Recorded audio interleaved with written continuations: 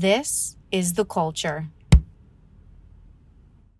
Hello, everybody, and welcome back to the Cinema Wave podcast. We are here to now talk about our top 10 most anticipated television series for the year 2024. I am one of your hosts. My name is Darian Scalamoni. I am joined this time by Liz Seiko. Hello, everybody. And also Vinny Albano. Hello, hello, hello. So we're going to do this very similar to how we did it the last time, where I'll say my 10, Liz will say her 10, Vinny will say his 10, and then we'll just kind of go around. Some of us might have the same show on our list, but in different positions. Mm-hmm.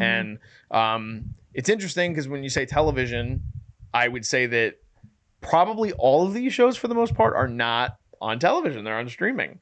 It's like that's the wave that we're in right now. Like a lot of these, you have one that's on network TV, which we'll get to towards the top of your list. Yeah. But anyway, so we're going to get started, and I'm going to start with my number 10, which is a show that's supposed to be on Max, and that is called Dune Prophecy. Liz, is it on your list? No. Okay, Vinny's on your list. It is on my list. What number is it on your list? It's number 9. Okay, so it's a little higher than me. So I really love the first Dune movie. I'm really excited. I'm going to see Dune Part 2 in New York City, 70 millimeter in IMAX. I'm really excited for that.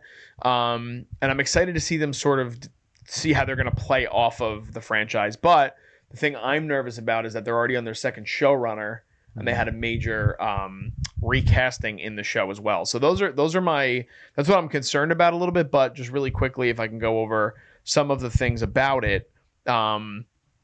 Basically, it is all we know is that it's set within the universe of Dune that Denis Villeneuve has now started back in 2020 with the first film. But Travis Fimmel, Emily Watson, Mark Strong are like the main, and Aoife Hines, I believe, is another one of the main actresses in it as well. So a lot of unknowns, though, it seems like, for a lot of the rest of the cast.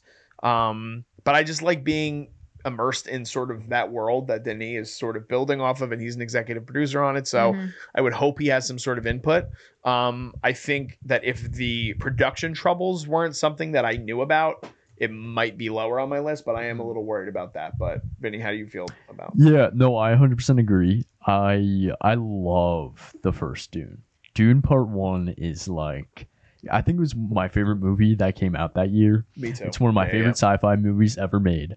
I think that I can go on and on about that film and how much I love Denis, but also just like Frank Herbert's world of Dune and the books that him and his son has wrote it's an incredible world. And at first I was a little like hesitant about it because, like you mentioned, they're having a lot of production issues, and also like maybe it kind of felt like a cash grab, like, oh, a TV show, okay. But it also is a great opportunity, like you said, to be more immersed in this world. Like, there's so many stories that you can tell in this universe that I think have so much potential. So I'm very excited for it. It's number 9 on my list. Yeah. Liz, did you have any anticipation for it? I know you liked the first movie. Yeah, I don't know if I have any anticipation for the TV show, but I guess I'll see how you guys feel about it, and then if you feel like it's one of those shows that like I absolutely can't miss, then we'll talk. Okay. We'll talk. I do like that HBO and Max and Warner Brothers is handling it. I mean, it is their property anyway, but there's much more of a production value in terms of the shows that they put on the air, like Game of Thrones and like some of these other big budget things like Last of Us. Like, they're able to sort of sell that world better than a lot of other streaming shows can. I think if this was going to Netflix, it would be bad. I think it would just come off faulty. I agree. So that it's my number 10, and I'm still excited for it, even though it is last on my list. But Liz, what is your number 10? My number 10 is Bridgerton season 3. Oh, a little spot of tea. Oh yes, please. Is it on either of your lists? Not on my list. I've never seen a single episode. You're missing out. I know. It's not on my list either, but it's probably on my mom's top 10 most anticipated. Shout out to Vinny's mom. All right, so give me the pitch on the pivot to season 3, because season 3, it's gonna be, I think there's a hashtag going around that it's Penelope and Colin, so they're doing hashtag Pollen interesting as the couple name. It's a very interesting couple name. Yes, so for you guys, since you don't know, Penelope has always had a crush on Colin, and we're now entering the space of that there might actually be a reciprocated love between the two of them. So I think that's what they're going to explore this season. I did see that it's coming out May 16th, but they're doing the thing of part 1 and part 2. Yeah, Netflix is getting into that interesting period where they're doing that now with like majority of their I don't know if I love it because they did it for You, the TV show, and personally for me, I think it was a sign that the show's then going downhill. So I'm a little worried about this season then. If they're choosing to do this, they might be like, ooh, the show's not that great, so we need to build anticipation by breaking it up. But I mean, who knows? Bridgerton has a huge fan base. People love it. People just love the stories, watching the love unfold, and really being put back in that time frame. I also love the music there, how they are using like today music and then making it classical instrumental music. It's really great. But anyways, so it's being split into 2 batches of 4 episodes, with part 1 premiering on May 16th and then part 2 coming a month later on June 13th. So we have a little bit of time, but I'll be interested to see what those first 4 episodes bring. Okay, so they're doing 4 and 4? 4 and 4. Okay. Yeah, I haven't watched the show. It is one of, I believe, the top 3 most watched Netflix series ever. I think so. Shonda Rhimes obviously comes with a lot of clout for what she's been able to do throughout her career in television. So, I mean, it's a major show. I haven't watched it yet. I'm not interested in it. I do think it's interesting. It feels like every season revolves around like a new coupling. Yeah, like a new romance within it. And then, so I know that Regé-Jean Page and Phoebe Dynevor are not into it all, right? She makes like a small cameo. Yeah, just like a small moment, but she's not really present in it, which I kind of like, because then it's not really about them anymore. It really is about the new relationship and how they're gonna figure it out. Okay. I would say that honestly the second season was good. Like, I know a lot. So is it like an anthology? Does it play like an anthology? So it's pretty much, no, it's not an anthology because it is all the same characters, but it focuses on a certain couple courting each other in the process at the time of like being a debutante and entering society and trying to find like somebody to marry, essentially. Okay. And it just focuses in on certain people. So this season we've got our 2 main people, and I wonder if they're going to keep up the spicy scenes, because that was the big thing too. It wasn't just like watching people like, oh, were they holding hands? There were some like very intense sex scenes in the first and second one, so that's why. I feel like that was Shonda Rhimes being like, all right, Netflix, taking the gloves off now. Yeah. I can finally do what I want. Literally. From all the years of doing network television. And so I think that's why people enjoyed it, because it was kind of a shock of like you seeing all these like proper people walking around in these giant gowns with the gloves and being like, oh my God, you kissed each other? You can't do that. Like, that's scandalous. And then boom, all of a sudden they're married, and it's like 10 minutes of just steamy stuff happening. Well, maybe I'll have to jump on board with Bridgerton. I don't know. Vinny, you have any comment on it, or? Not really. I think also what you said, Darian, is like, I'm not like opposed to it. I just like never really like got onto the hype train, but I've heard good things. I mean, everyone that watches it is thoroughly invested. So, you know, they must be doing something right there. Yeah. So. They definitely have an invested fan base. Absolutely. For sure. A lot of diehards for the Bridgerton crowd. Of love. So, all right. So Bridgerton season 3 is Liz's number 10. Vinny, what is your number 10? My number 10 is Fallout. Okay. Yes, the video game adaptation. I believe it's coming to Amazon Prime. Yes. April 12th? I think it comes out. I'm not sure. Here, I'll double check the date, but you start off. You get us going. Yeah. So I don't really have high hopes for this show, to be honest. Like most video game adaptations, I am very scared. It's probably going to be shit. Let's, just being honest, like, I just don't have high expectations. However, Fallout New Vegas is my favorite video game of all time. And I love the Fallout world. Although the Fallout franchise, most of the games are bangers, but there's some duds. but like I mentioned, New Vegas is my favorite game of all time, and I love the world. And it's very cinematic world. It's a role-playing game, so I'm hoping they like capitalize on that. From the trailer, the production value looks crazy. Yeah, that's what I was gonna definitely talk about. So, but I hope it's not like Halo, where it looks like a crazy production value, but the show is nothing of quality. Have you watched Halo?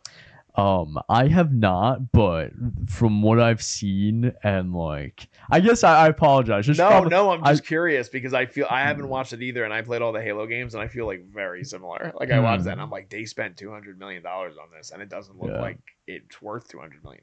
Really? Yeah. It's very interesting, and it's like, I mean, Halo is like one of the biggest video game franchises ever. So is Fallout. I do think that the production value, like you said, it definitely looks legitimate. It feels like they did a lot of practical stuff. Hopefully they actually did. Lisa Joy and Jonathan Nolan, I think, are doing it, right? So same people that did Westworld, which gives me a bit of hope because they were able to handle scale and production value on an HBO show. Amazon has more money than HBO does. Like they're the only streamer, I think, right now that can do big budget type stuff better than HBO if they wanted to. I mean, I didn't watch Lord of the Rings, but I heard that the problem with Lord of the Rings was not the production like value. I mean, they filmed for that. I mean, they put what $500 million in that first season. Like, they clearly are trying. They're pushing television. So, Fallout didn't make my list, but I'm definitely intrigued with it. Yeah. I mean, I'm gonna take back my statement about Halo because I didn't watch Halo, but just from like the zeitgeist and like, you know, from what I've heard and from the clips I've seen, like mentioned, it doesn't look like $200 million TV show. So I'm hoping it doesn't go down that route. But like you mentioned, I think there's some people there that I think could really do some good. Good. Liz, do you know anything about the show? No, I've never heard of the game. No, I don't have much to add. All right, so Liz will pass. Yeah, sorry. Okay. No, totally fine. Okay, so got through our 10s. My number 9 is a show that's coming on Netflix called The Perfect Couple. So this is a limited series, and I think ever since HBO sort of hit gold with White Lotus, Netflix is really trying to find their White Lotus. I think a lot of networks are, like Hulu's doing something similar, where they're like in this mystery drama, but also with comedic moments in it. And to me, the cast and just the setting for the show is what's selling me on it. So just based on the IMDb description, this is when one lavish wedding ends in disaster before it can even begin, with a body discovered in the Nantucket harbor just hours before the ceremony. Everyone in the wedding party is suddenly a suspect. So the cast for this, you had Nicole Kidman, who just seems to be in all of these fucking shows now. Yeah. Dakota Fanning, Liev Schreiber, Eve Hewson, Jack Rayner, Billy Hoyle, and Megan Fahey, who I thought was so great in season 2 of White Lotus, a major breakout in that show. So she will be in this as well. Yeah, I like the aesthetic around what White Lotus sort of represents, and it kind of fills this corner of the television space that I felt like we were missing for a while, and it sort of led to other shows in a similar sort of vibe, like Poker Face or just like getting us into these sort of stories that we haven't been seeing, and this new like revamp of like the whodunit, like even across film with things like Knives Out and redoing Murder on the Orient Express. Like it's always been an intriguing sort of thing, and I felt like it's been gone for a while. So Netflix, I don't think has done really any of these to my knowledge, and if they have, maybe I haven't watched them yet, or maybe they're not as good. But this one I'm excited by, and I also think I want to say Murder Mystery featuring Adam Sandler. Jennifer Aniston. Yep, you know what, Vinny, you're right. I'm so sorry, Mr. Sandler and Ms. Aniston. But yeah, no, I think that the setting seems intriguing, like the Nantucket as well, and just seeing these actors sort of play within this world, I think could be fun. So it is number 9 on my list. Nice. Have either of you guys heard of the show or care at all? I saw a little bit of it just because I'm a fan of Dakota Fanning. Honestly, I'm a big fan of hers. Yeah, I'm interested to see if Netflix can kind of come and play in this realm with like the other big hitters, and if they can actually deliver like a good ending for it. I think with these types of film or TV shows and storylines, the ending is what makes it memorable for people. Like you can always have a good mystery, but if you don't have a good reveal at the end, it's kind of a waste. Yeah. It's a fair point. Suzanne Bier, I'm saying that right, who's a Danish filmmaker. She, the first female director ever to win a Golden Globe, an Emmy, and a European Film Award. She's going to be directing the show. She did The Night Manager, which was on AMC. She did The Undoing on HBO and The First Lady on Showtime. And Jenna Lamia is doing the writing, and she wrote For Good Girls, Resident Alien, and Awkward. So, interesting creative team as well. The all-female fronted creative team, which I like, with a lot of strong female actresses in the show as well. So, I'm excited for it. I think it could be fun. We'll see how Netflix does. Yeah, I haven't heard anything of this show. However, from what you're telling me, this is actually like getting me pumped. Yeah. Like, that's a great cast. Yeah. And a great crew as well. Like, so maybe I'll check it out. All right. Maybe I'll check it out. Perfect You couple. sold him. So I'm happy I got the sold Vinny. Liz, what is your number 9? My number 9 is Sugar, Okay. which it's on yours, right? Sugar's on my list. Sugar's number Are 7. we talking about on it my later, list. or do we No, talk we can about it? now. Okay, great. Is So it on your list? It is not. It's on my honorable mentions, however. Okay. Great. So Sugar is a new TV series with Apple, and they have it pretty much on lockdown still right now. They have not officially given out the entire plot. There's just a little bit of a premise that they're putting out, and it's about a Los Angeles detective searches for a missing heiress following leads across the city, but trouble finds him first. Colin Farrell is playing this detective, and there is some whispers and that I'm seeing online that it might be coming out in early April. Yes, it just got confirmed, I believe, Today. Yeah. And they're saying that it's a noir. April 5th. April It 5th. drops. There we go. Which I don't know why. I just feel like for that soon, you'd think that they'd be putting out a little bit more promo for it, or at least be dropping it. But maybe they were waiting to announce the date and now they're going to start putting it out. However, I really am interested because of the lack of information. I feel like big shows, they tend to keep it a little bit secretive until they're ready to do full promotion for it. So I have really high hopes for this. I mean, I'm also a big fan of Colin Farrell's also. Yeah, I agree. I think that based on what I was reading, that it feels that it might be a bit genre bending, the series, and I think that might be why they're keeping things under wraps, because it might have this sort of added, I don't know, fantastical element, or I don't know exactly, this mystery element to it. So I mean, Apple's another streamer that they have a lot of money, and they're trying to put their money where their mouth is. I mean, I don't think they have a single show that isn't frontlined by like a legitimate star. Yeah. Like, it's kind of crazy when you think about all the film people that sort of came over to Apple to do all these television series, basically on whatever they want it to be about, because a lot of series need either like, again, these fantasy sequences or action sequences or big dramatic things to sort of sell. But Apple is doing some really interesting things in the television space. But yeah, Sugar's number 7 on my list, and similar to what Liz was saying, I'm a huge Colin Farrell fan. I think he's like genuinely one of the most underrated actors like of our time. I think everything he does, like even in movies where the movie might not be great, he always stands out despite the fact that the movie might not be great. Something like a really underrated movie, I don't know if either of you guys have seen it, but have either of you guys seen Saving Mr. Banks?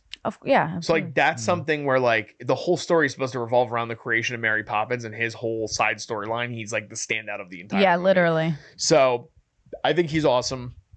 Sydney Chandler is another one that is going to be in the show. I don't know if she plays the granddaughter that winds up getting kidnapped or not, but she is supposed to lead the Alien series that's coming to FX in 2025. So her stock is sort of rising. She was also in Don't Worry, Darling, which I haven't had a chance to say. But yeah, I'm intrigued with the mystery element and the detective element, especially taking place in like a period in Los Angeles. It reminds me sort of like a mystery version of like LA Confidential, which I think could be cool. So yeah, it's number 7 on my list, 9 on Liz, and Vinny, explain honorable mentions. Yeah. I'm like both of you guys mentioned, I love Colin Farrell. And I did read on Google that you said it was going to be genre bending because when I was reading about it, it said it was going to be a science fiction. Okay. So. And now I'm seeing some noir Yeah. notes on there. This could So be I really wonder. interesting. I wonder what time period it is too. I haven't read anything that like they're doing present day or not. I don't think it says it just says big time Hollywood producer. So I hope don't they do know a if little it's bit of a period different or time not. period. Yeah, this could be. Did either of you guys ever see? This is an older show. It was like right when Hulu started doing original shows. 11/22/63. No. It's based on a Stephen King novel. Oh, with James Franco. With James I didn't Franco see and it. Chris Cooper. No. It gives me a little bit of that vibe to Does it. it? So which again, that's like very. Mhm. It's period. It's based on a detective, and they kind of time travel. So I think that could be interesting. But yeah, that could be a big one for Apple. I don't know. They're still waiting to get some awards consideration other than Ted Lasso. So maybe Colin Farrell can bring him to the promised land. Mm-hmm. Vinny, what is your number? Oh, we already did your number 9. Yes. Right? Yeah. Your That number 9 was was- Dune Prophecy. Okay. So Yeah. we will go to my number 8, which I think is your number 8. Yes. Okay. Yeah. And that is the Penguin. So why don't you Yes. start? Because we kind of just skipped you with 9. Yeah, so my number 8's the Penguin. I'm a huge fan of Matt Reeves, the Batman. Speaking of Colin Farrell, he's great as the I Penguin. went back to back Colin Farrell's. Yeah, he's the guy. And I loved his performance in the Batman, and I love that world. I'm the hugest Batman fan ever. My car keys, I don't know where they are. I think they're in my pocket. But I have Batman on my car keys. I have Batman all over my room. And I love the Penguin. And seeing his take in Batman 2022 really intrigues me. More of like the, street gangster type of Penguin. However, although I am very anticipated for the show, the world and Colin, I had before it got delayed due to the writer's strike. Mm-hmm. I heard that some rumors. I forget. It was so long ago. I forget where I heard them from. If it was from Twitter or whatnot, but I heard that it wasn't looking good. Oh. And the trailer they did put out, to be honest, didn't look that great. Okay. Production wise or like script wise, like what makes it not look great to you? So I guess it's hard to say because coming from the Batman 2022, which in my opinion was Greg Fraser's one of my favorite cinematographers. I think it's one of the most beautiful looking films ever. I love that world. I just love everything about that movie. And I feel like they're trying to capture that same energy that Matt Reeves was able to deliver there. But some of the lines were really bad in the trailer. But, it's a trailer. I don't know. But they were some really bad. It didn't really look good either. Like it looked very TV, especially for Max is kind of getting into their TV doesn't look like TV. It looks like Hollywood grade. So I'm nervous, but it's still on my list because I love the characters. So I'm really, really hoping for something good. But from the rumors and from the little bits that we've seen, I don't know. So you were telling me about this right when we first started. So I haven't heard a lot of the production problems, but I do know that they only were about 55% done filming before both strikes. So I think that the production delay has caused probably some issues. And my interpretation of the teaser that they had and the little bit that they showed in like the HBO 2024 preview, to me, this is like the unfortunate part of the business sometimes where it's like they're just doing it to get eyeballs. Like, I think HBO really wanted to emphasize that they had something from DC coming this year.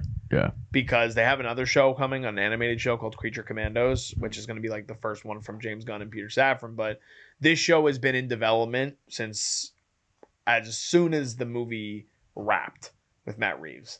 Like as soon as the movie like wrapped, they were like Colin Farrell is in talks to return for another DC project, and then as soon as the movie came out, I think a month later they announced the show.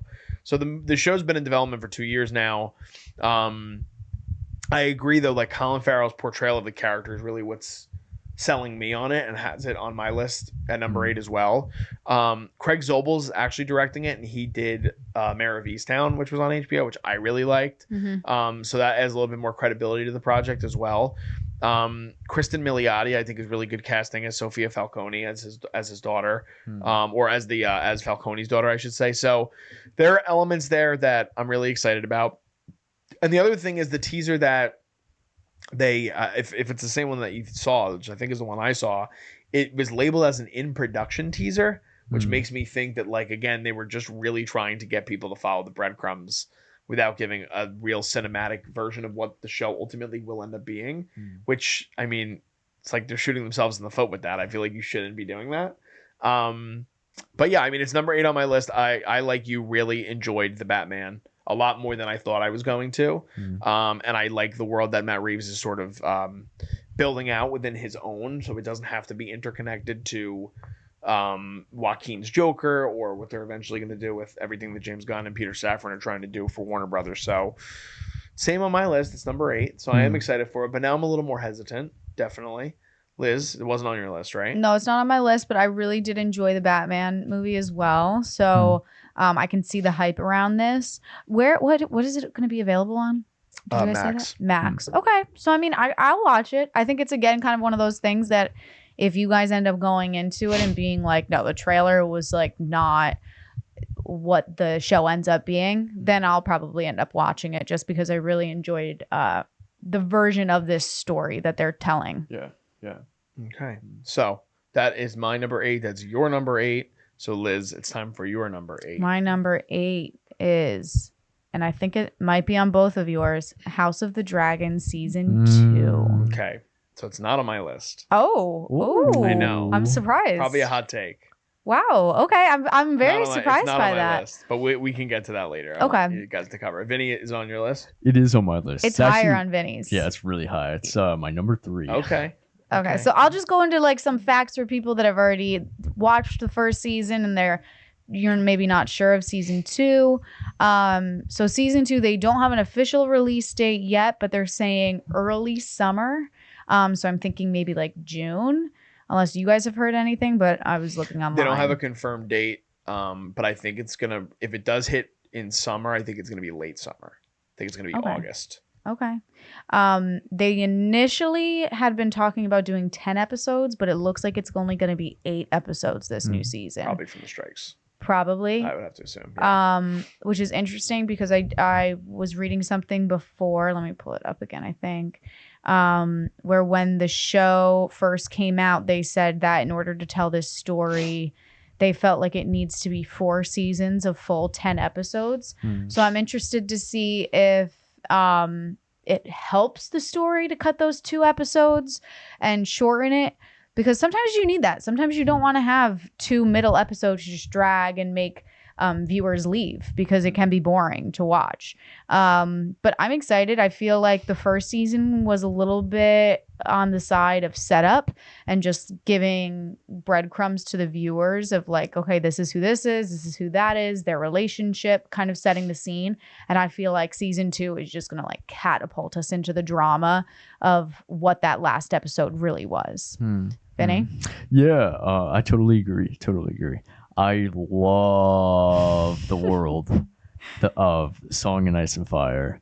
I'm a big fantasy guy, and I think George R. Martin's Song of Ice and Fire has been probably my most inspiration towards my own fantasy work. So I loved the first season. I adored it. Big Thrones fans, however, as you know, we were talking about it before we clicked record. D&D, David and Dave, I really hate the way they ended that series. I think the last 2-3 seasons were probably probably the biggest letdown in my entire life. not just in fiction, but in everything. I was so invested. I'm to be honest, now that I'm saying this out loud, I'm very much a toxic fan, because I'm like, I like love it, but I love it so much that like, you know, you do something wrong, I'm gonna feel really, really negative towards it. But anyhow, moving past that, I'm excited. I thought, like I mentioned, first season was great. There's some moments that definitely had some weak writing compared to the other moments, but overall, really love the world. And I think that the source material that they're adapting this from, Fire and Blood, there's so much there. So I'm excited. I'm just like, you know, I'm You're ready for it. Yeah, I'm ready for it. And I love these characters. And like mentioned, you know, I sound like a broken record. I said like 15 times now, but love the world, love the characters. I'm excited. So didn't make my list. I'm shocked by that. So I like the first season. I like the first season a lot. I agree with the latter part of what Vinny was just saying. I think there are moments within the first season that feel a little bit weak, writing wise, especially. And I know it's hard because it's a completely different writer and person that's on board of House of the Dragon comparatively to Thrones. But I think the one thing that stood out to me is that when you jump ahead in time with the older cast, so much is on the shoulders of the kids, and I don't love the performances from the children yet. I don't really like all of them. Like the boys. Yes, okay. I think that I mean, there's what's his name? I mean, all their names, like it's so hard for me to remember the names for all these kids. The one that's like an asshole. Supposed to be the king. Oh, like legitimate ass. Olivia Cook's son. I know like both of them. Well, there's Aegon. I think Aegon is who I'm thinking of. Yeah. Isn't Aegon the one that? Aemond. Okay, Aemond. I really like the kid who's playing Aemond, or the young man who's playing Aemond. Which one's Aemond? The one with the eye patch. Yes, okay. Yes. I like him, but to me, it feels like so much of it is really heavy on. Like, I think Matt Smith is so good as Daemon, and I think that when I think about Thrones and what got me invested in that world, but like I'm not a huge fantasy person, but that's such an ensemble from the very beginning that you don't have to be so connected to one character. And I know that so much of this is based on the Targaryen family, so that's really what you're honing in on. It's a different sort of story within the world. I just think I need one more season to really sell me on it. And I agree with you. I think so much of it was set up, and that's why it didn't crack my top 10. There's a lot to like take in the beginning of who's that again, who's that, who's this. But I feel like the way they ended it was a good. I do agree. I think the beginnings and like their cappers were really great, and I think there's some moments in the middle that there are some standout moments in the middle, but then there's other things where it's just like I don't know. And I mean, this like two of my favorite characters within the first season, like we're not gonna see anymore. Like Paddy Considine, I think is phenomenal in the show, and I really like Millie Alcock. I really did. So like those are two characters we're not going to see anymore, so that makes me upset. And losing two of your favorite characters from a season, it's not going to have the same luster for me going into season 2. But I also feel like that's kind of a tip of the hat to Game of Thrones. For sure, of like, for sure. You loved them, done. But I think that's finished. I 100% agree with you. But Thrones, I felt they did a better job of establishing other types of characters that you could like for different reasons. Maybe. And this show, I don't feel that as much. So far, it's only been one season. We'll see.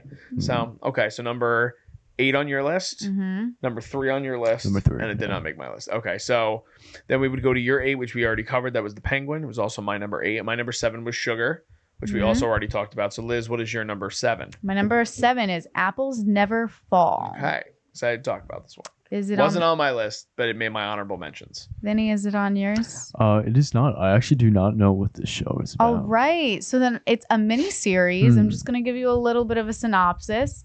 The Delaney family seems happy, but Joy disappears, forcing her husband and 4 adult children to reassess their family history. So Joy is like the mom. Okay. It's premiering soon, actually, March 14th.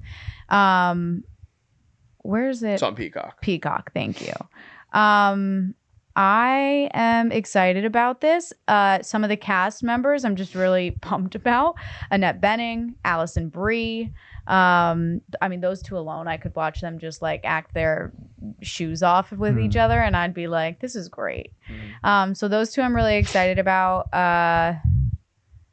Although it looks like the episodes are interesting. Because when you look on IMDb, it says that like some of them are only in one episode. I think that's just a weird glitch. Do you? That happens. Because other people have 4. That happens sometimes. I was gonna say, I was like, are they trying to tell us something that like? No, if you look, like even in like the Penguin, it'll say like one of the main supporting actors like is only in one episode, but they're expected to be in more than that. Okay. Sam Neill's also in this, Mm-hmm. and Jake Lacey. So yeah, why are you excited about it? Mainly because of Annette Bening and Alison Brie. Honestly, because of those two, but then I also like I'm just picturing Annette Bening. I think plays the best characters for like women, honestly, where they aren't. I don't want to say that they're not nice people, but she definitely plays jaded and harsh characters, which I love, because this synopsis, if she ends up going that route of the characters that she usually leans towards, I can't wait to see this story unfold of a family trying to deal with the disappearance of maybe like a harsh mother. I don't know. That storyline for me really intrigues me, and I think that I don't know. I'm just excited about it. I think it's going to be good. Peacock, I think, is also, they do a lot of reality TV. I think that they've gotten into that world. And so I'm interested to see them really try to hone in more on like the scripted big television shows. Yeah, this is like, I feel like this is their first real try at prestige. I do too. And I hope they hit. I hope it's a good hit. I hope so too, because they've shown that they could do this like IP driven stuff, like they did like Twisted Metal, which is based on a video game, and I mean Ted is the biggest show on TV right now. Yeah, it's huge. Which is on Peacock, also based on the Seth MacFarlane movie that came out. It's a prequel. And then I think I'm in the latter for this, but I really enjoyed The Continental, which is a prequel set in the John Wick world. So they've proven that they can do that. They've proven that they can do comedy with things like Poker Face. Obviously, they're huge in the reality TV space. But this, and then there's another show that's sort of set in that Swords and Sandals sort of era called Those Who Are About to Die with Anthony Hopkins. That's also coming out this year. So those are their two real shots at really trying to go for prestige television. That's going to be like their answer to like a House of the Dragon, if it can be. It's got a big budget and stuff like that. The reason I'm excited for this is because of the book that they're adapting comes from Leanne Moriarty, who wrote the books for Big Little Lies and Nine Perfect Strangers, which are like, as soon as I hear this premise, I just imagine those two shows. Like they very much fit in step with one another. Yeah. So I like Big Little Lies. I've never watched Nine Perfect Strangers. Oh, it was great. I loved it. You liked it? So and they're actually, that show is still happening. That's like, they're doing a season 2, I believe, it's like anthology. So they're bringing new actors.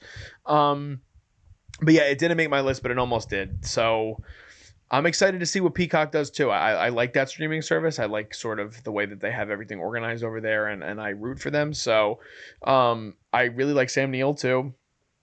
I mean, obviously for Jurassic Park, but I think he has a really great supporting role in Peaky Blinders as well. So good. In one of my favorite seasons. So again, I'm a big fan of Alison Brie, and Jake Lacey.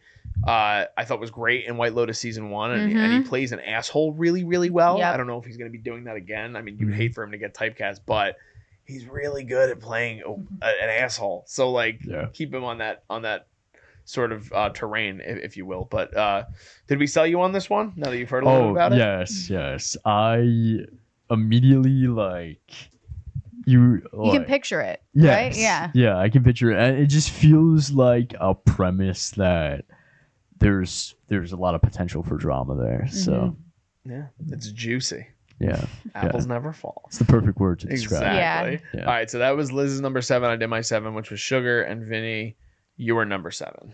Yeah, my number 7 is The Boys season 4. This actually might be a little low on my list because I am a huge fan of The Boys. It's not much higher on my list, by the way. Okay. But anyhow, I don't really know if there's really much to say about this. I think just The Boys seasons 1, 2, 3 have been so good. Every season has been able to top itself, and it's just gotten more funnier, more serious. Like it's honestly probably one of my favorite satires of all time.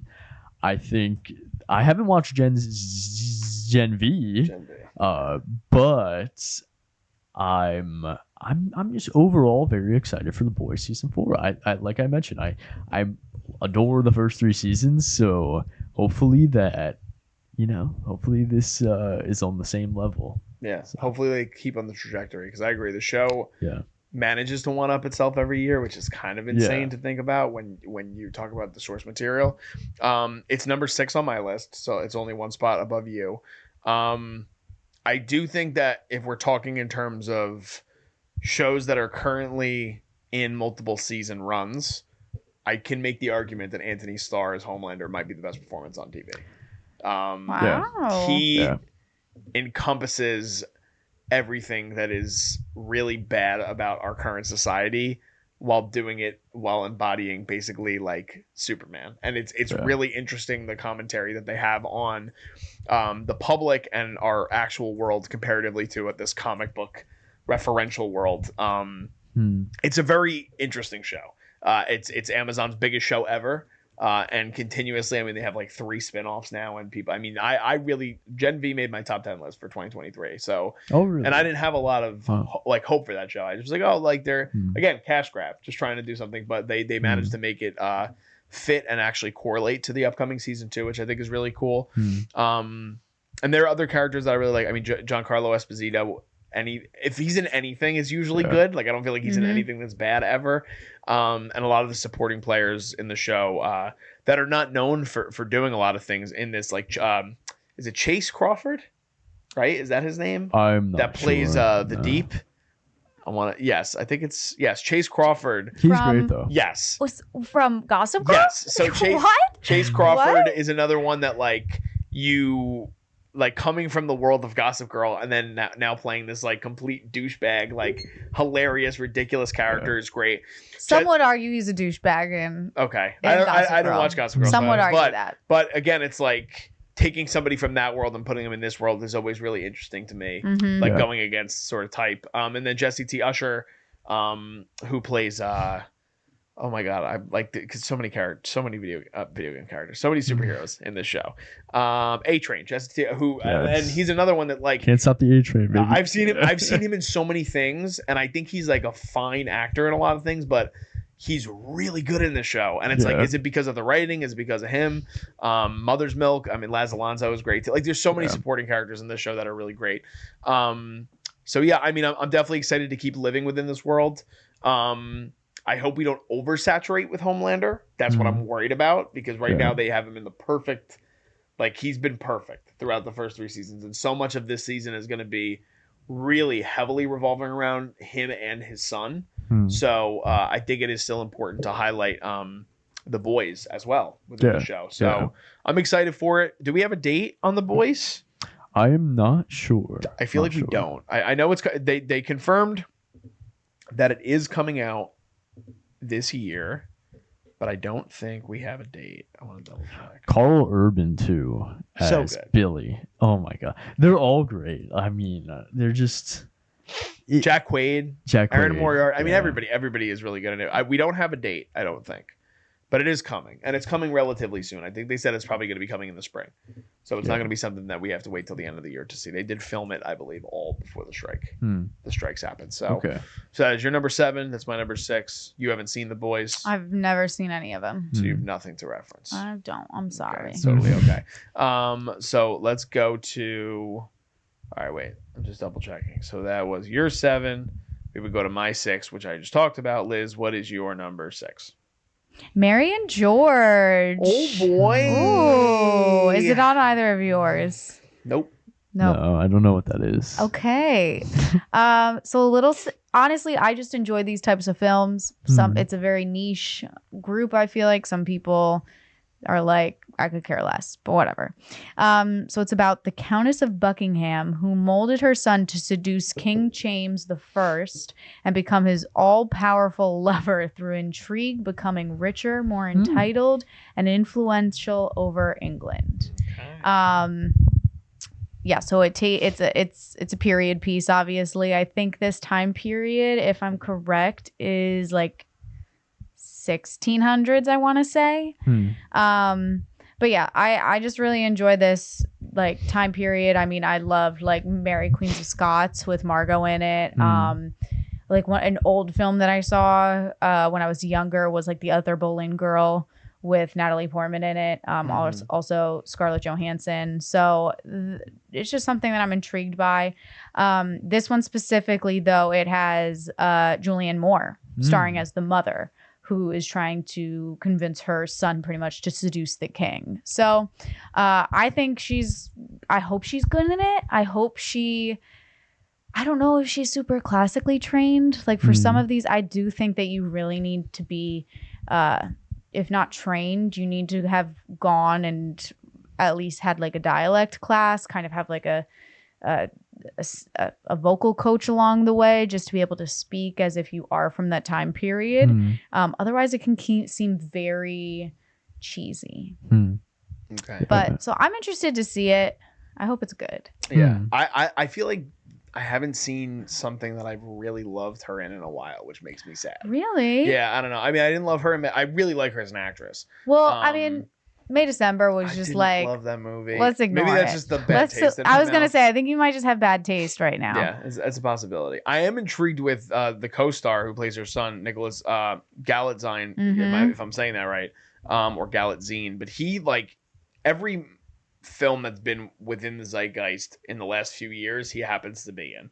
So whether it's something like Purple Hearts, which is a big movie on Netflix, Red, White, and Royal Blue, which was a big LGBTQ romance film for Amazon, Bottoms he was in, which we reviewed earlier last year, and so he's one that he's definitely in like the come up sort of for young actors. He's sprinkled in there. Yeah, and he's going to be co-starring in another drama, The Idea of You, with Anne Hathaway. That's going to close out South by. So there's a lot of intrigue for me around him in particular. I'm waiting on your report for this one. Okay. I'm not completely Would you actually watch it though if I come back and say it's good? If you came back and said it's good, I think I would dive in. Yeah. Okay. I'm not opposed to diving into cold waters, Liz. I'm ready to just dive head first. Absolutely. So you should watch it without my review. No, I'm going to wait for your review. Vinny, do you have anything on this? I'm actually very interested in this. Like I said, I knew nothing. I didn't even haven't heard about it at all. However, now that you're explaining it to us, I love historical dramas. So this definitely intrigues me. And I'm reading here it's only going to be a limited series. That's going to be it? Or... Yeah. Do you have Stars? I think so. I was gonna say. I think I have everything. I was gonna say Stars is in like a weird place. I feel like they're about to get sold off like every other week. Well, because right now I think it's with HBO, but you have to pay for Amazon the too. premiere like access to Stars, right? Yeah, that might be Amazon. I think that's correct. I don't know if it's HBO, but well, anyways, it has a premiere date of April 5th, so it's coming. It's coming soon. Same day as Sugar. Oh. 2 shows on our list. Same day. Which one are you watching first? I mean, I'd have to assume this because it's higher on your list, right? I don't know. I might just have to do episode. Okay. Just keep jumping back and forth like a fucking yo-yo. Vinny, your number 6. My number 6. Hold on. I lost the tab. Okay, my number 6 is Uzumaki. Okay, the floor is yours. Yes, because I know nothing. Yeah, I also know literally nothing about this. All right. Okay, so this is my opportunity to nerd out. There we go. Junji Ito, who is the god of horror. He is one of the most disturbing and incredible horror mangaka artists of all time. Yet in real life, he is the most wholesome man ever. Love him to death. Like, he loves cats. I watched this whole video the other day of him looking at cat photos and then rating the cat photos. But his stories are these super dark and depressing and horrific, horror stories. And I love Junji Ito's work. I just love the worlds he's able to build, how wacky and weird they are. And there has been other adaptations of his mangas.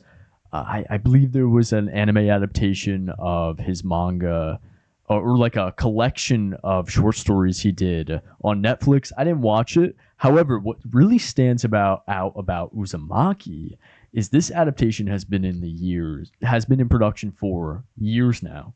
It was actually going to be released 2023.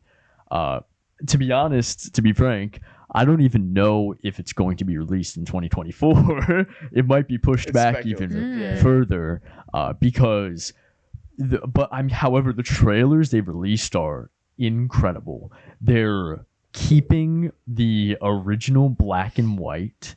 So, the manga is illustrated in purely black and white pen and paper, and they're keeping that style.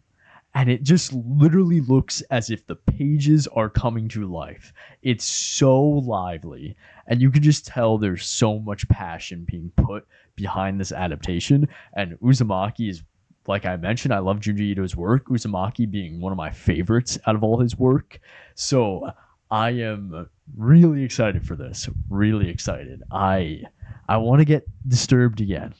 That's my goal in this. I want this to, bring out the fear. I'm reading into the synopsis and I'm definitely intrigued. Oh yeah. Yeah, I think that the concept of seeing sort of a town of people sort of spiral all at the same time has this extra layer of uncomfiness. Oh, it's so that it's definitely something that I'm excited by. Yeah. Like even not really being within the anime space, this could be one that gets me to jump on board. It is incredible. Like the manga, the book is incredible, and like I mentioned, it seems like they're doing justice based on the trailers and everything they've been putting out. So I have very high hopes. And oh my god, there was another point I wanted to make, but I forget. So I guess we can move on. Well, I'm excited for this. Liz, you have anything? It just looks wild. Like what you see online about it.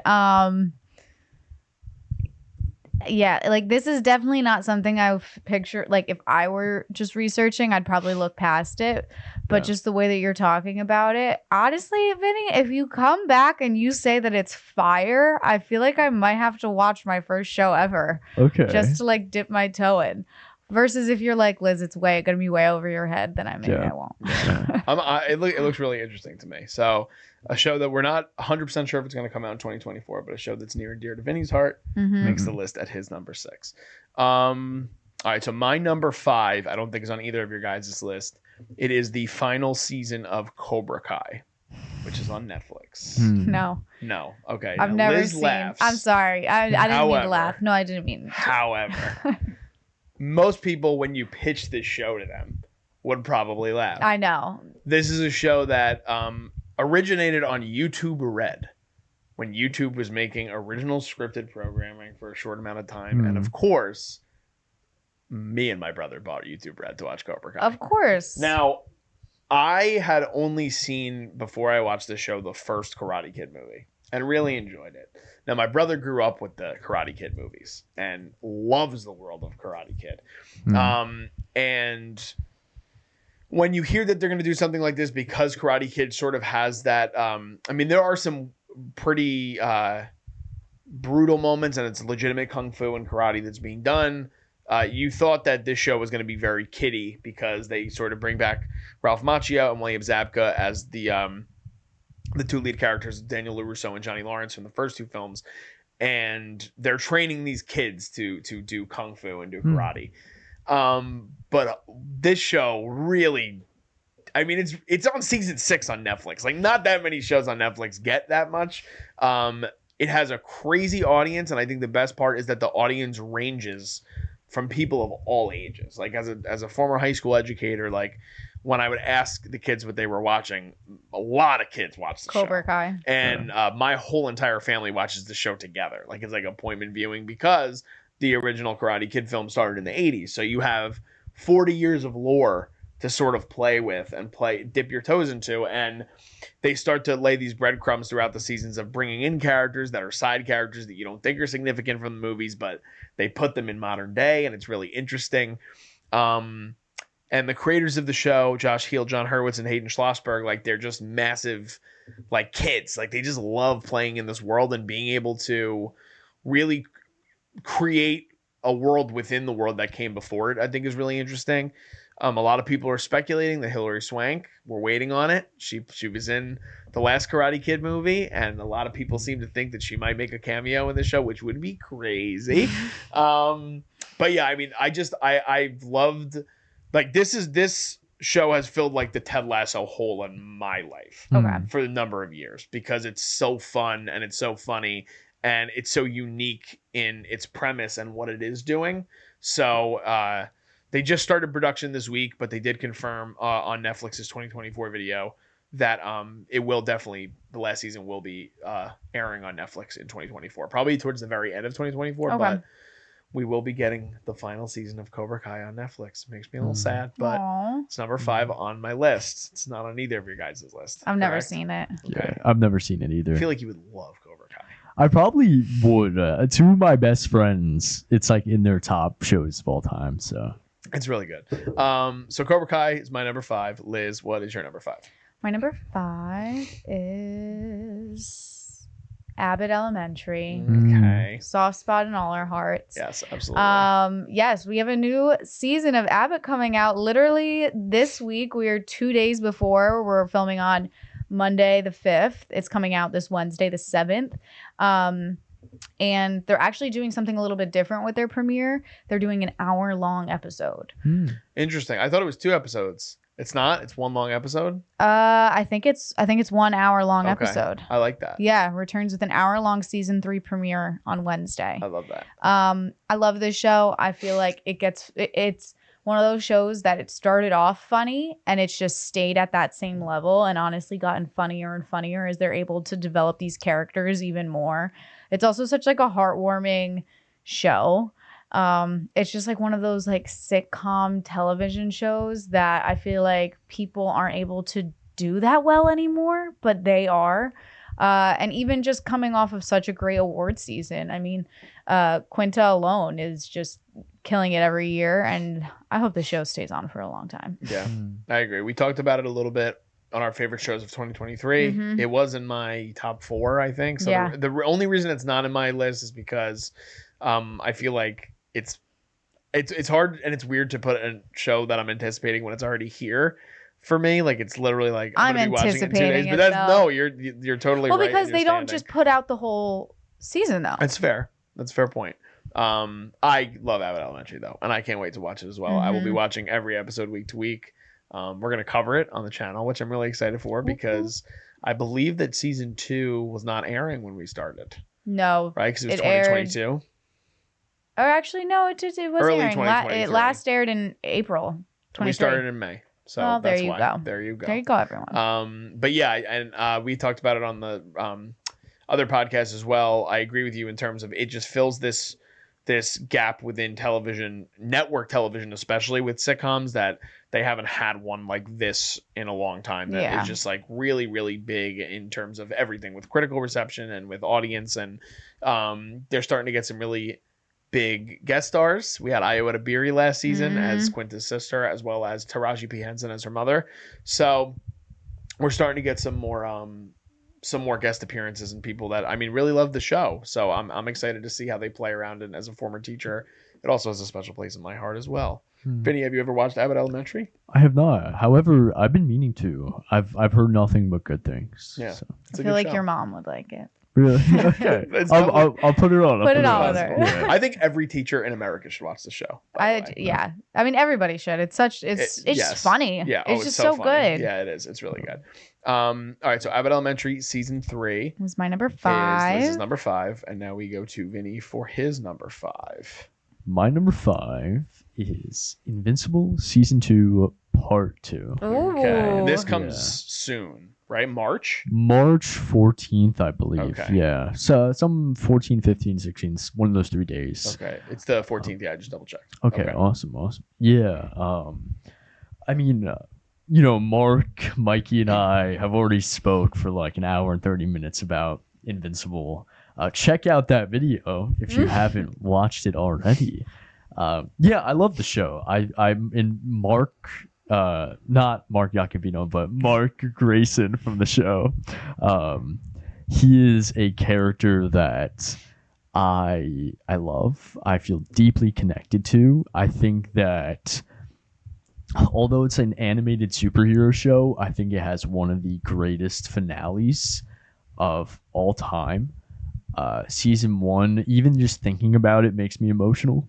It's heartbreaking, and it's epic, it's heartbreaking, it's just all these clashing emotions in one, and it's overall just a really great show. And Mark, Mikey, and I, we talked about it in our review of Season 2 Part 1, but where they left off, they are setting up an incredible setup, and I'm really, really excited to see where they take the rest of the season.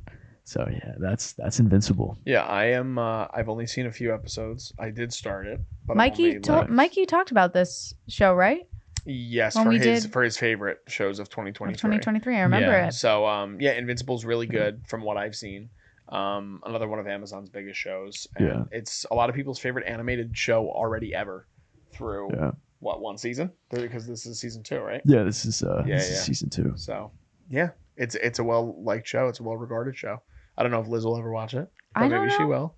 Maybe. I mean, I don't think the animation is the selling point. I think it's the superhero thing that probably pushes you away. Yeah, Michael, he went off on our episode of our favorite 2023 TV shows, and he did like a whole pitch. Honestly, it sounds great, the storyline too, and he also said that the last episode he was very emotional. So if they're pulling on heartstrings, you guys know I love those. I love a heartstring pull. That's true. Everyone needs to go cry every once in a while. Absolutely. Okay, so that was Vinny's number 5. Yeah. So now we'll go to our 4s. My number 4 is on Vinny's list.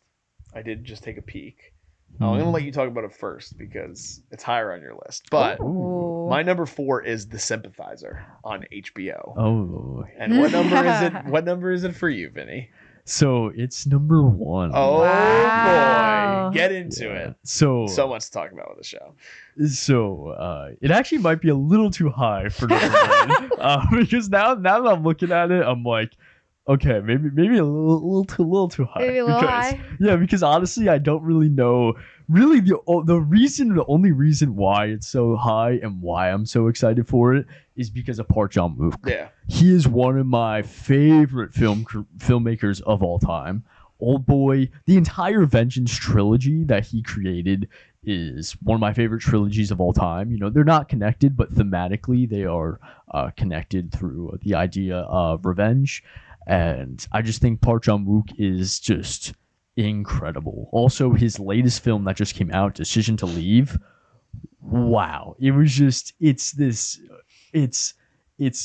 film about voyeurism in like this very unique way, following a detective and a wife of a murdered man. I just love Park Chan-wook. I think he's such a good filmmaker. I adore him. So yeah, that's why it's my number 1. And I think the reason why, I already said the reason why, but I have a lot of faith in him. Yeah. Yeah. This is number 4 on my list, and I think it's a very worthy number 1. So don't sell yourself short. Yeah. When you look at all the things that encompass what the show is, it's like the craziest amalgamation of things ever. And I think that's why I'm so excited for it. In terms of genre, it has multiple different genres that it can be accredited to. It's a black comedy. It's a historical drama. It's a spy thriller. it's a Pulitzer Prize winning novel, which means the source material is very rich. Then you also have Park Chan-wook, who is going to develop the script and is directing the whole entire series, with Don McKellar, who recently worked with David Cronenberg. So it's like putting those two minds together is absolutely insane. Yeah. On top of that, I am a huge fan of really getting to see up and coming talent, and having so many Vietnamese newcomers in the show, I think is going to bode it really well. On top of the fact that we have Robert Downey Jr. literally playing at least 6 roles. Yeah. I forgot to mention that. RDJ, which is crazy. Yeah, like it's awesome, and it is cool to see. He hopefully is, and it seems like he's the front runner to win the Academy Award for Oppenheimer. Him coming off of the work that he did for decades as Iron Man, and I'm glad he's like talking about it outwardly, because he's like, I feel like I did a lot of my best work in that, and it just went unnoticed because of the genre. He's now being able to play around in different projects, some like this, where he can really flex and showcase to people again just how damn good of an actor Robert Downey Jr. is. Yeah. On top of that, it's an HBO show and it's produced by A24. I just saw that too. So there's so much to like for all different crowds and all different movie and TV fans for this show. So I think it's a very worthy number one. It's my number one. RDJ, he's the man. He's the man. I forgot to mention that. Awesome. Like, dude, I'm really excited how he pulls that off. Yeah. Because from the little snippet that we got, it looks insane. Yeah. It looks You insane. just get quick flashes of all his different roles. Did you? I know you're not a trailer person, but you didn't watch the trailer for this either, right? No. Okay. What are your thoughts? I'm excited about it, just based off what you guys are saying. I am interested though. So they're saying it's a limited series. Yes. Right? Yeah. I don't know though. Sometimes I feel like if they know it's going to be really good, they'll be like, could we extend the story a little bit? But I feel like maybe he doesn't want to do television yet. RDJ. I think part of it too is that when you come to something that is as award worthy as like a Pulitzer Prize, like they probably don't want to mess around with the source material. Yeah. And plus Park Chan-wook, like he likes to do a lot of different things. So being able to lock him in for multiple seasons of a show, I just don't see that happening. And he did The Night Manager, which was also a limited series. So I don't know. I haven't watched Night Manager. You said you did and you didn't like it, right? Or I think you're making that up. Thing? I thought that was the one with Tom Hiddleston. No, I'm sorry. I'm wrong. I'm wrong, everyone. He didn't do The Night Manager. He did Little Drummer Girl. Yeah. Did you watch Little Drummer Girl? Wait, Florence? we gotta back up. Hold on. What? Okay. What just happened? Wait, he's in Tom Hiddleston? No, I'm wrong. We're gonna back. I was gonna say he's in The Night Manager. So what do you mean? I read The Little Drummer Girl on IMDb, and I totally read it as the wrong project. Because I was thinking of The Night Manager. Okay. He didn't do The Night Manager. He did The Little Drummer Girl. No, I never saw that. Okay. But you did see The Night Manager. No, I haven't seen either. Oh, I thought you did. Yeah, I don't know why you thought either. Okay, because I'm sorry. You know what, Liz? I'm sorry for coming at you and coming at your neck. I apologize. But anyway, so yeah. I'm excited. It sounds good. It sounds good. Okay, I'm hyped for it. I get it. So my number 4, Vinny's number 1. Liz, we will go to your number 4 now. My number 4. Oh, okay. The new look. Okay. Another Apple. Love this is I'm assuming it's not on either of yours. It's not on my list, but it's on my honorable mentions. Great. So it takes place in the 40s and explores the rise of fashion designer Christian Dior as he dethrones Coco Chanel and helps return spirit and life to the world with the iconic imprint of beauty and influence. The interesting, You're gonna love this show. Yeah, the interesting thing is though, so that I'm seeing on IMDb is the description. When I go and just like look it up in general, it's a slightly different description. It's about fashion designers Dior and Chanel and their contemporaries navigate the horrors of World War II while launching modern fashion. So 2 very different like views. World War II, I think, is going to have a very big part within the show. I think though, to like get people to bite it a little bit more, we're like, okay, let's show that like they're combating with each other, not just 2 empires rising, but more of how they went head to head with each other. So yeah, I'm excited about it. The cast though, like let me just read some of these names to you. Hold on one second. There is John Malkovich, Maisie Williams. Who else do we have? Glenn Close. There was somebody else. Ben Mendelsohn's leading the show thank as you. Christian Dior, and Yes. Juliette Binoche is playing Coco Chanel.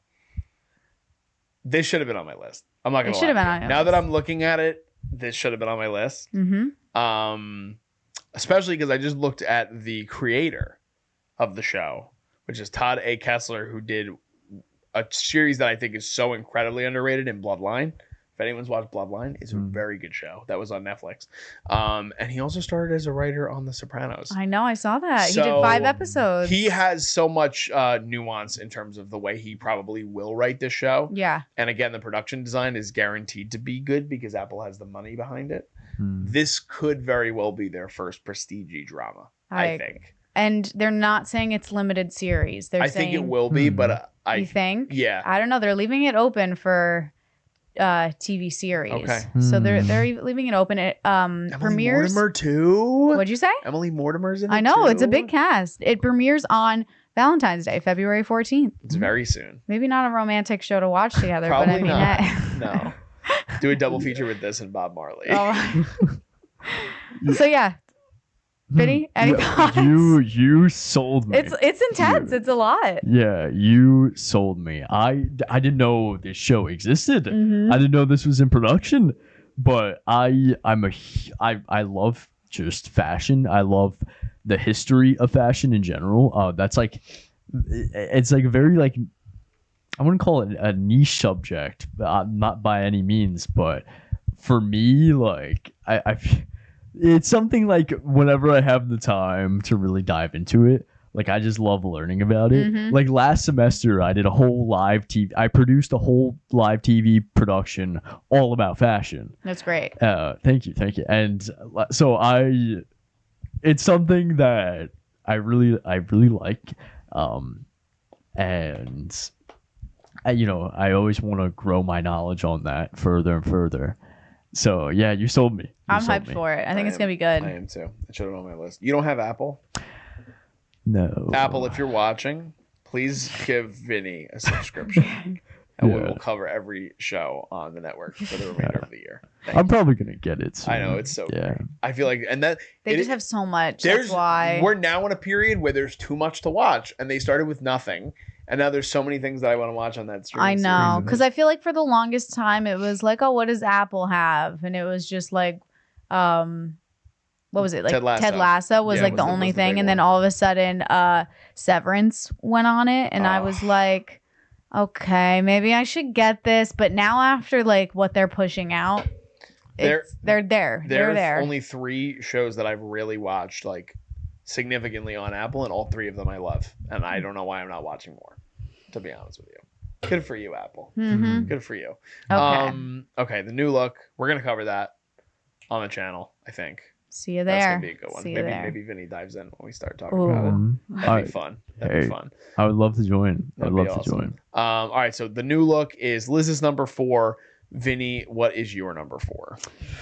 My number 4 is, and it's not like 100% confirmed for 2024. This is one of my favorite shows of all time. From 2 seasons, it has captured my heart. It has captured. So, like, I have House of Dragon as number 3, but honestly, this is number 3. House of Dragon's number 4. It's The Bear. The Yeah. Bear, season 3. It is. I love The Bear. We've probably said it 100 times through like our Every time. podcast we bring it up. We bring it up all the time. all the time. I'm so sorry, everybody. It's so fucking good. Yeah. It is so good. It changed my life, honestly. Like, I know it's really recent to say that. I love that. I know it's really recent to say that, but Jeremy Allen White's performance is one of my favorite performances I think I've seen in television. Mm-hmm. I think Carmi Berzotto is one of my favorite characters I've seen in television. It's just I don't know if this is recency biased or whatnot, since The Bear season 1 and 2 have only came out in the last 2 years, but I am infatuated by this show. I love it. I love it, and I can't wait to see more. Season 2 left off on such a heavy note. Yeah. So I am really excited to see how they expand upon that, as well as the fact that it's garnered so much more attention. So maybe they have a higher budget now. There's so many more possibilities that they can go bigger, better. I just hope they don't drop the ball. Yeah. So Vinny scared me into making this my number one because I didn't know it was going to come out in 2024, and it may not, but it might. And for that reason, I have to have it as my number one. Wow. Because similar to you, I believe, and I've said it before, so if you haven't seen my previous pod, sorry. Maybe it's hyperbole. I don't give a shit. I believe that season 2 of The Bear is like one of the greatest seasons of television ever made. I agree. And I think the thing that I always bring it up because it's so crazy to me and just really revealing of how so many great creatives exist without us really knowing is that Christopher Storer, the creator of the show, just took the show to FX and they were like, let's take a chance on this kid who's never worked in film and television ever in his life. And like Vinny had just said previously too, the show has garnered so much acclaim now coming off of season 2. And when we did our Emmys live stream, like that was still for season 1. Like that was for season 1. So like next year they're going to clean up again because I think season 2 is better than season 1.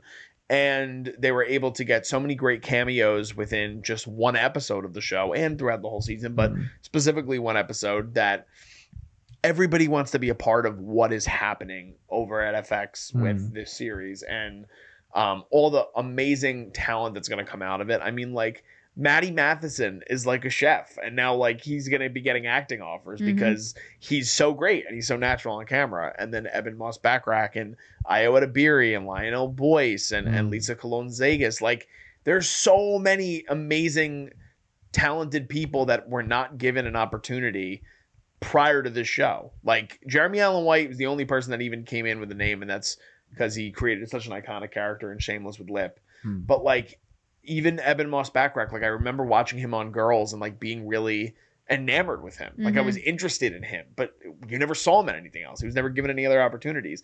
And Richie Jaramovich has like instantly jumped to like my top 10 favorite television characters of all time. So this show is amazing. If it comes out in 2024, it's my number one. Even if it doesn't come out in 2024, it's still my number one. It will be my number one every year while the show is still in production. I can't even, like, season 1 was my number 2 show of 2022, right behind Severance. So Severance is the only one that like can potentially pass it for me. But Severance is not on my list because they just started filming this week, and I don't have a lot of confidence that show will have a quicker turnaround. I don't think so. So yeah, but The Bear is incredible, and I'm sure it's on your list too. It is. It's number 3 on my list. I don't know what else to add that you guys haven't said. I think one of the smart like production and behind the scenes element that they're doing is they are turning around seasons so fast.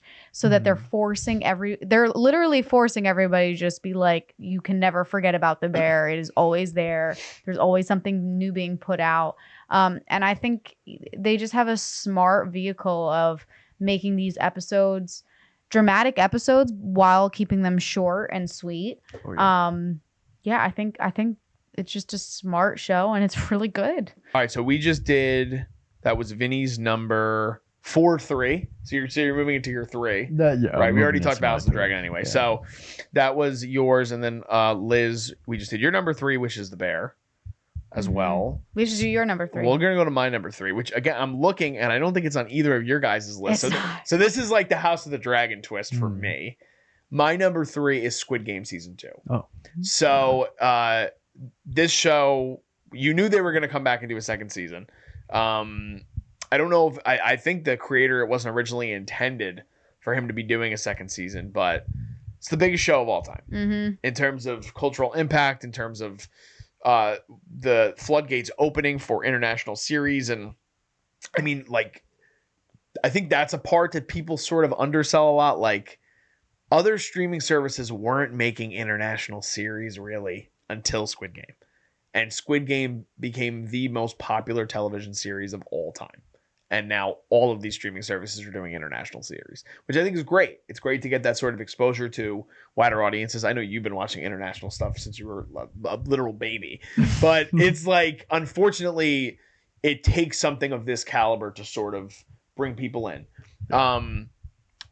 This is on my list as high as it is strictly for the fact that I love the first season so much, and I think it deserves a spot on the list no matter what because of what came with Squid Game. Mm-hmm. I'm excited to see season 2. I'm excited to continue the story. Do I think they can repeat? I really don't. However, there's always a chance. So Squid Game season 2 is number 3 on my list. Again, I really, really loved the first season of this show. It was different than anything I've ever seen. And it sort of created that wonderful bridge for American audiences to sort of experience something that they wouldn't have experienced having it been something from an American creator. I know that they're talking about doing an American remake, which I don't like. The only thing about that I've heard rumored that would make me feel a little better about it is that David Fincher apparently is attached to do it. That's wild. Which is interesting. That's wild. And he kind of has his own version of Squid Game in a way with the game. Like, it's similar in terms of the themes that he plays with within that movie.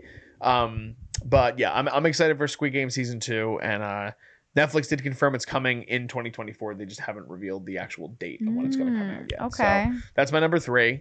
It's not on either of your guys' list, but have you guys seen Squid Game, and are you guys excited or intrigued or have any comments regarding? You want to go first, Vinny? I actually have not seen Squid Game. Wow, that's so surprising to me. So I watched the first episode. I was in school at the time, so I think I just got caught up with like work and whatnot. It really intrigued me. I don't know. Like I said, it's not that I disliked it or anything. That first episode was crazy. Like, I still remember it in vivid detail. And I think that South Korean filmmaking is some of the best filmmaking of all time. There's just so many good creators coming out of South Korea. We just talked about Park Chan-wook, who is one of my favorites of all time. So I love to see that. I just got busy. I never got able to finish the series, but I'm planning to go back to it, finish it before season 2 airs. Okay. Yeah. Liz? I saw it. I really enjoyed the first season. The reason it's not on my list, though, is because I think that they should have left season 1 as a 1 season only. Yeah.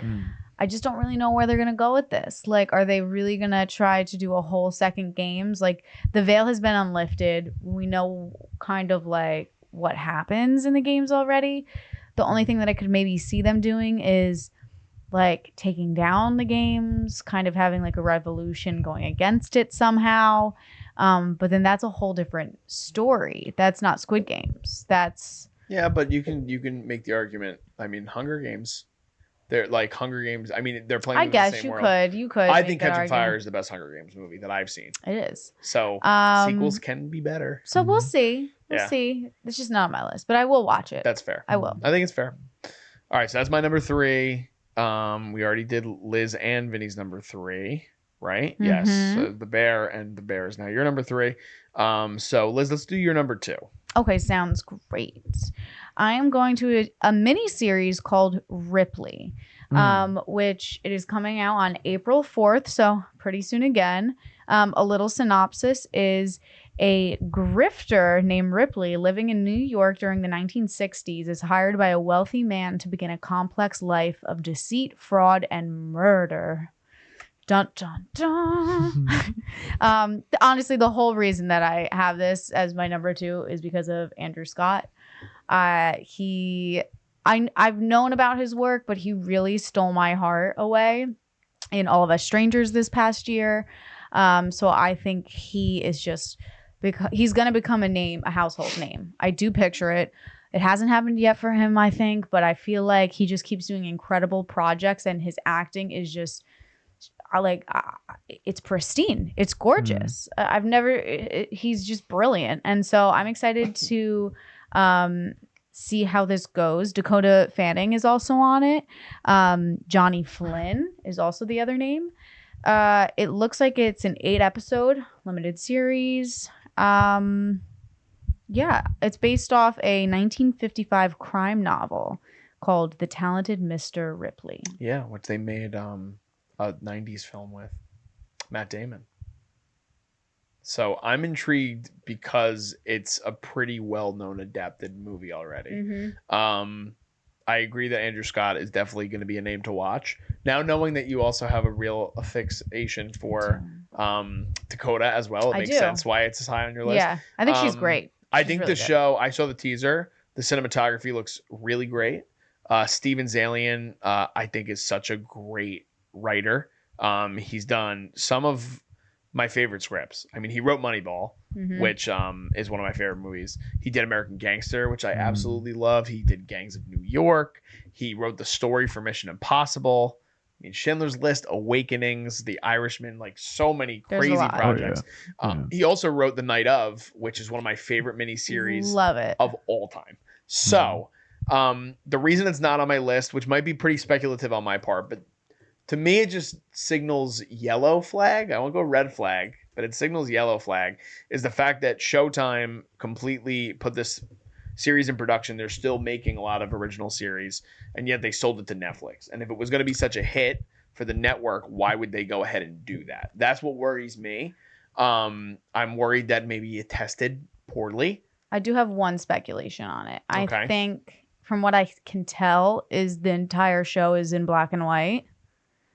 And I personally, this is a personal take, I think production companies and platforms don't like projects that are in fully black and white anymore. They love when you start off in black and white and then transition into full color. But if it's beginning to end black and white, I feel like they just have like a hate against it for some reason. Yeah, I'm trying. Or they just don't expect it to make money, which I don't think is true. But that's what I would say. I don't know, unless they sold it for like a big amount of money. They might have. You don't know. I don't know. But I am going to watch it. I am excited for it. Do you have anything on it? Yeah, it was actually about to make my list. It looks really intriguing. And like you said, I can never pronounce his last name. How do you pronounce it again? Steve? Zalian. Zalian. Yeah, he's writing this. He's directing it. Some of my favorite movies of all time are movies that he was at the helm of the screenplay. So I'm really excited. I'm curious also how it will differ from the adaptation with Jude Law and Matt Damon. So. Yeah, I am too. That's definitely something I'm curious of, because a lot of people really love that movie. Yeah. So I'm curious. But Andrew Scott, I think, is someone that can definitely handle it. Put it on his shoulders. He can run with it. Absolutely. I'm ready for it. Okay, so that's your number 2. Vinny, what is your number 2? My number 2, which I'm excited to talk about. It's ARCANE Season 2. Okay. Pitch me on this, because I do want to watch it, but I haven't seen it yet. And I know nothing. Okay. All right. So ARCANE Season 2 doesn't come out till much later. November. It's slated for November 2024. However, there are theories online that's going to get delayed. So it might not ever come out in 2024. However, it is slated. Yes, if it's slated, it counts. Yeah. It counts. Yeah, so it counts. ARCANE is so fucking badass. It is one of the it's so good. And I only just really recently watched it, because when it first came out, I was recommended it, heard about it. And it's an animated show. And you know me, I'm all in, I love animation. And I'm like, yeah, I'm going to get around to it. I never really got around to it, just cause like I was juggling so many other things at the time. And then recently I finally hopped on the hype train, and holy shit, I can guarantee you the hype train was 100% right. There was actually a point where I was like, oh, no way is it that good. It's that good. It is that good. It's adapted from League of Legends, which is a video game that I don't play League of Legends, but it's not like a story game or anything. It's a multiplayer, I wouldn't call it combat, but I don't know the type of game you'd call it, but essentially there's no like story mode or any of the sorts. However, the setting and like the characters that you can like click and play, Riot Games, they've always wrote like these very in-depth lore around each of these characters. So they found an opportunity to capitalize on that with Arcane. And Arcane takes these video game characters, and you don't need to be in, like I mentioned, I don't play League of Legends. I didn't know anything about any of these characters or anything of the game really before going into it. And they take these characters and they make such compelling character arcs. Every single one of these characters, even the characters that feel so minor and don't even get that much screen time, are immaculately done. Just so well done. There's a character called Echo who is probably one of the best side characters I've seen in animation. Doesn't have a lot of screen time, but when he's there, he's incredible. And like, you know, they're not like saying the story, they're not telling you things. A lot of it is so nuanced, and once you like piece back the layers of the onion, you're just exposed to more and more and more. It's amazing how much detail they were able to put into every single one of these characters and almost every single one of these frames of animation, and just overall, it's just incredible throughout. I also think that in terms of production, it has one of the coolest soundtracks. They have a lot of great artists coming in and making original tracks. Imagine Dragons created the opening track, which also plays in episode 5, I believe. You have my favorite, Denzel Curry, who has one of the cool. Echo has a moment with the Denzel Curry track. You have Pusha T. Just Sting is on the album. He plays the ending song of the season. Just it's just wow. It's incredible. If you haven't seen Arcane, I highly recommend it. I mean, I could go on and on and on. I'm gonna stop myself because it's really good, and I really hope that season 2 like stays to that standard that season 1 set. I hope they don't drop the ball by any means.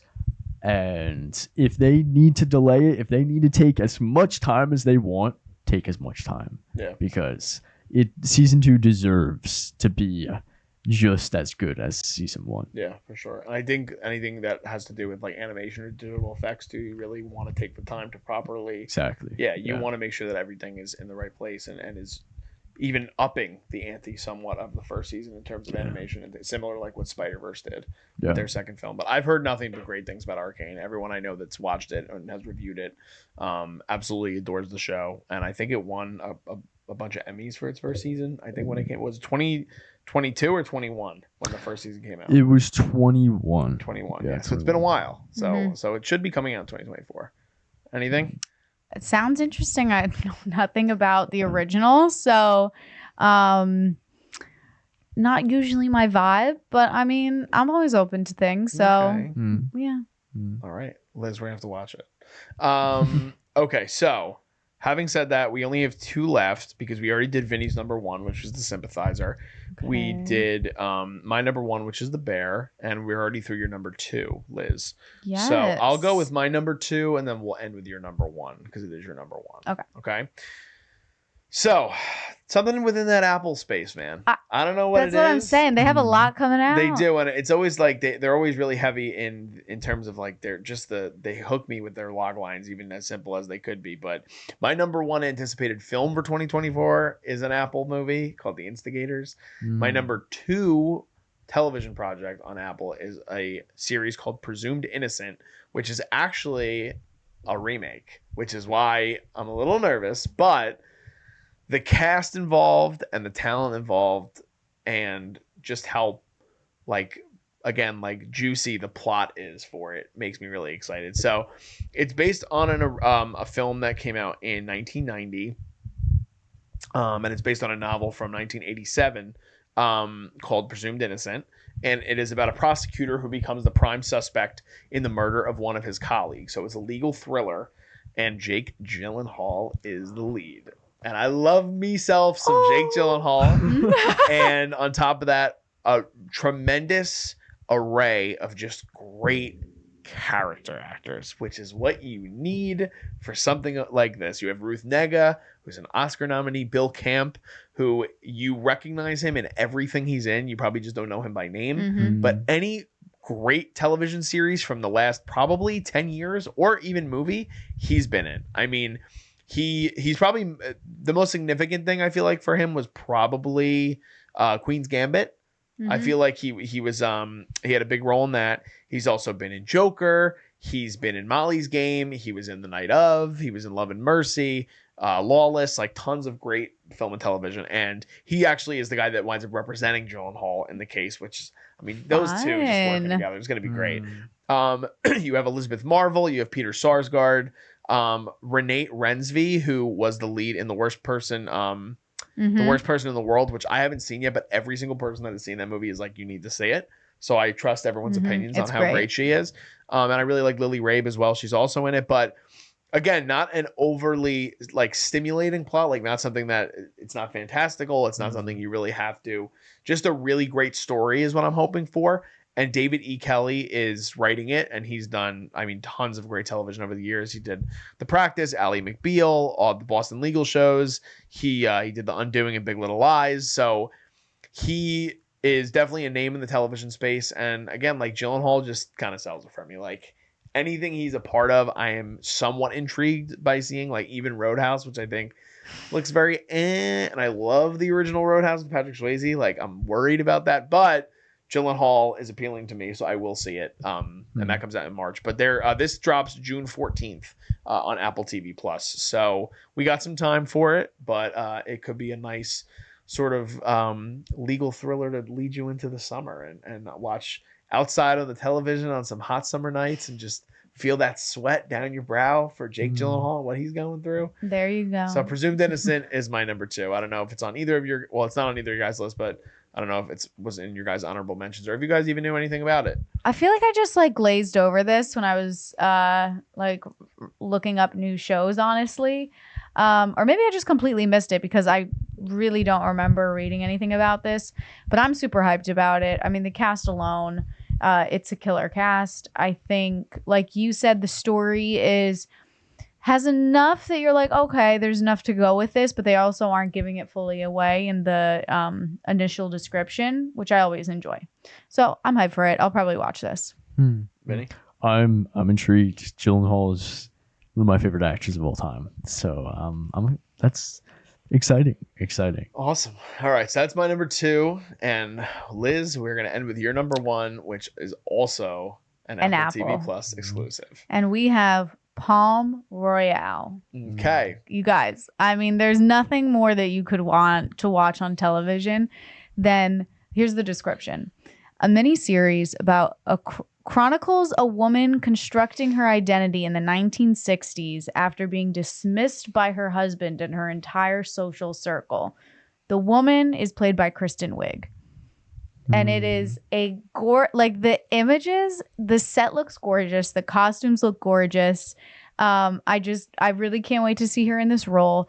Some of the other cast members include Ricky Martin, Allison Janney, Laura Dern, Kaya Gerber. Who else? I feel like Josh Lucas. Okay, yeah, those are the main players. Leslie Bibb. Like there's just so many people. It's 10 episodes. It's coming out soon, March 20th, actually. Is this a limited series? They have it as mini series. Yeah, so it'd be limited. Yep. But honestly, the reason that I really am hyped about this is because the creator of it his name is Abe Sylvia, and I don't know if either of you have ever seen Dead to Me, but he also was the producer and creator of that show. Okay. Oh, that's Christina Applegate. Mhm. Yes, I have seen Dead to Me. I saw the first 2 seasons and I love the first 2 seasons. The first 2 seasons are it's incredible. It does go Yeah. down a little bit hill, but I mean, Christina Applegate got sick, so I think they Yeah. were just kind of being like, let's give her another season. But honestly, for me, I can totally see doing Dead to Me and then transitioning into this show just from the production images that I've seen. It fits perfectly, and I really can't wait to see the story that unfolds. Yeah, I think that the casting for the show is like spot on. Yep. Like setting this female centric story in Palm Beach in the late 60s. Kristen Wiig, it's always great to see her flex her real acting muscles. I mean, like, not that doing comedic work is not real acting, it's just that she should be getting more opportunities within all spaces. I wish she was like in every project ever made. Yeah, Because no. I think she's incredibly talented. She's probably my favorite SNL cast member of all time. So my reference with Abe Sylvia, and this is probably why it's not on my list, unfortunately, but I am still intrigued by the series. The only thing that I have seen from Abe Sylvia is a movie that I thought was very underwritten and I was not a huge fan of, which was The Eyes of Tammy Faye. I didn't love that movie. And I thought the script was not great. And I mean, I'm very happy Jess Chastain won an Oscar for it. I just felt like she should have won it for probably 3 other things. But he also created George and Tammy, which I didn't watch, but my family did and absolutely loved that limited series. And I haven't had a chance to see Dead to Me, but he also worked on The Affair, which is a highly acclaimed series, Hap and Leonard, as well as Nurse Jackie with Edie Falco. So the creative team and just the talent involved in Palm Royale makes it something that I'm definitely intrigued by, and I will be checking it out when it does finally hit Apple in March. Because everything's on Apple. Everything's on Apple. Vinny, closing thoughts. Yeah, I mean, it sounds awesome. It sounds really cool. I was actually just looking up like images while you were talking, and I agree. These look crazy. Like just the production and the costume design. Yeah. It looks pretty cool. I'm hyped for it. Also, Carol Burnett, I just realized, is also in the show. Yes. Carol Burnett is a legend. So let's really quick just go over our 10 through 1s really quick for the audience, just recapping. Okay. I will start off. My number 10 is Dune Prophecy. That's going to be airing on Max. The Perfect Couple is my 9 on Netflix. The Penguin on Max is my number 8. Sugar from Apple TV Plus is my number 7. The Boys' 4th season, which is going to be on Amazon Prime Video later in the year. Cobra Kai's final season, season 6 on Netflix is my number 5. The Sympathizer on HBO is going to be my number 4. Squid Game season 2 on Netflix is my number 3. Presumed Innocent on Apple TV Plus is my number 2. And the 3rd season of The Bear will be on FX and FX on Hulu in 2024. Hopefully, fingers crossed. Liz, what is your 10 through 1? My number 10 is Bridgerton season 3. Number 9 is Sugar. Number 8, House of the Dragon. Number 7, Apples Never Fall. Number 6, Mary and George. Number 5, Abbott Elementary. Number 4, The New Look. Number 3, The Bear. Number 2, Ripley. And number 1, Palm Royale. And Vinny, what is your 10 through 1? My number 10, Fallout. Number 9, Dune Prophecy. Number 8, The Penguin. Number 7, The Boys Season 4. Number 6, Uzumaki. Number 5, Invincible. Number 4, House of the Dragon Season 2. Number 3, The Bear Season 3.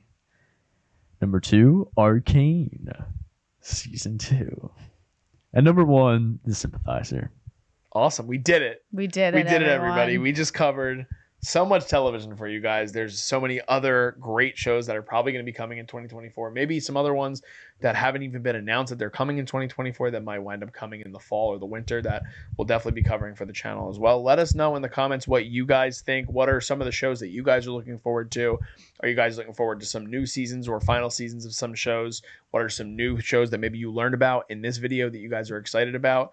Be sure to let us know in the comments. We love interacting with you guys. Also, be sure to please give this video a like if you can. You can subscribe to us via the Culture Wave Media Network here on YouTube.